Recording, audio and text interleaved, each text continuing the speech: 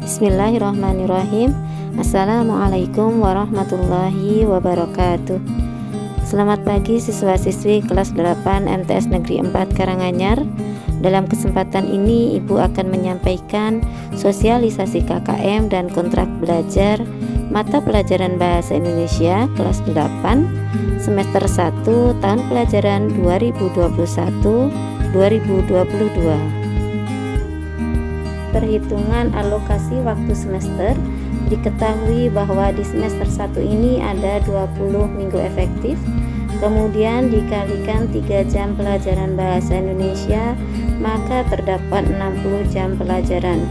60 jam pelajaran tersebut dibagi menjadi beberapa kegiatan, diantaranya sosialisasi KKM dan kontrak belajar, penyampaian materi, kemudian penilaian harian, dan program remedial maupun pengayaan.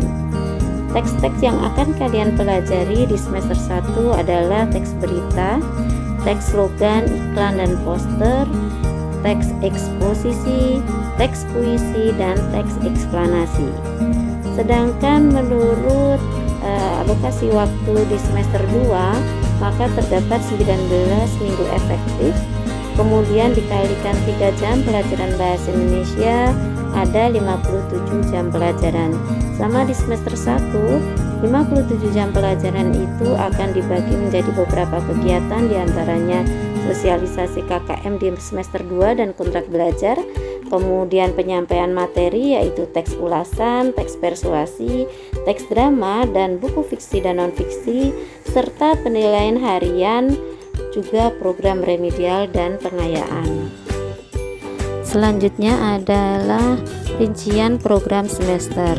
Dalam tabel tersebut anak-anak bisa mencermati kapan saja kegiatan seperti sosialisasi KKM dan kontrak belajar dilaksanakan, penyampaian materi, dan pelaksanaan penilaian harian, program remedial, dan pengayaan.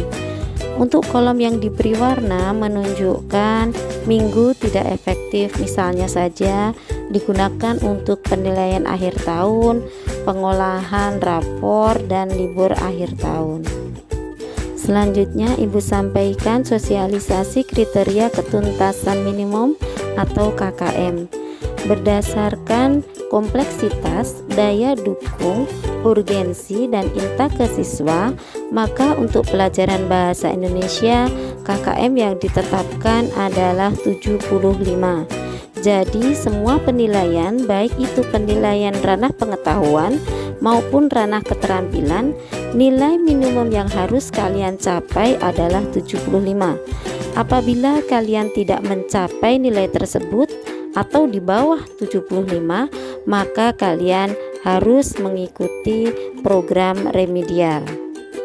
Baiklah siswa-siswi yang cerdas dan berakhlak mulia, karena sosialisasi KKM dan kontrak belajar telah Ibu sampaikan, kalian akan mempelajari materi yang pertama yaitu kompetensi dasar 3.1, mengidentifikasi unsur-unsur teks berita. Apa yang terbayang jika kamu mendengar kata teks berita? Pasti kamu membayangkan koran, majalah, atau acara berita di televisi kan? Nah, saat ini teks berita dapat kalian dapatkan dengan mudah di mana saja.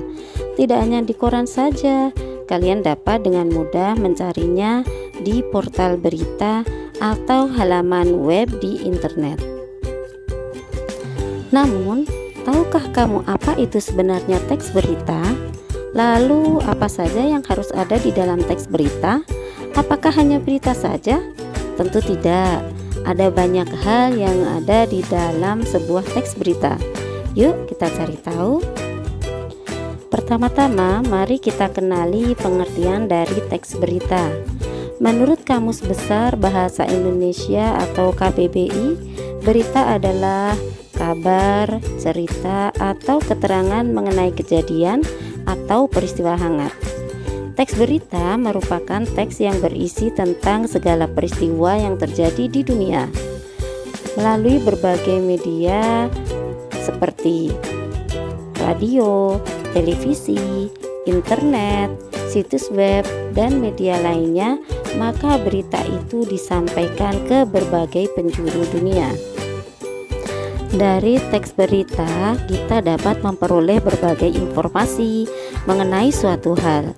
Bertambahnya informasi, maka bertambah pula wawasan kita, sehingga kita dapat berpikir secara menyeluruh, efektif, kreatif, dan kritis terhadap suatu masalah yang terjadi di sekitar kita.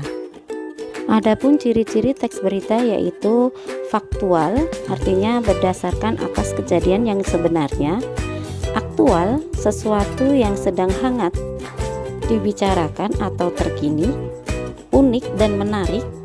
Seimbang, yaitu bersifat netral dan tidak memihak. Sistematis dan lengkap. Komunikatif dan mudah dijangkau oleh semua orang. Dan objektif, artinya bersifat apa adanya. Selanjutnya, Ibu sampaikan tentang unsur-unsur teks berita. Biasanya dikenal dengan istilah 5W plus 1H atau dalam akronim bahasa Indonesia Adik Simba Berapa. Yang pertama, yang pertama yaitu what atau apa, kejadian atau peristiwa apa yang terjadi. Kemudian yang kedua, who, siapa saja orang yang terlibat. Yang ketiga, kapan atau when, kapan waktu kejadiannya. Selanjutnya where, di mana tempat kejadian. Why, mengapa, banyak alasan dan sebab akibat. Kemudian how, bagaimana, menjelaskan proses terjadinya peristiwa. Selanjutnya Ibu sampaikan contoh kutipan sebuah berita, kemudian unsur-unsur teks berita yang meliputi 5W ditambah 1H, what, who, when, where, why, dan how.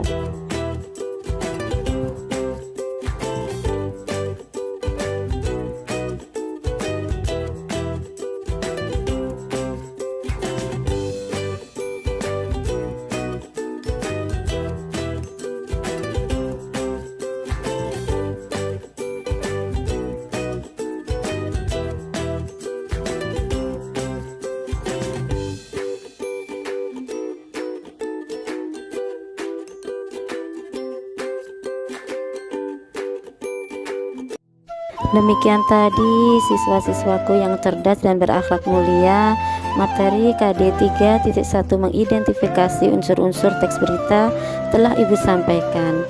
Tetap semangat belajar di rumah. Sampai jumpa pada pertemuan selanjutnya.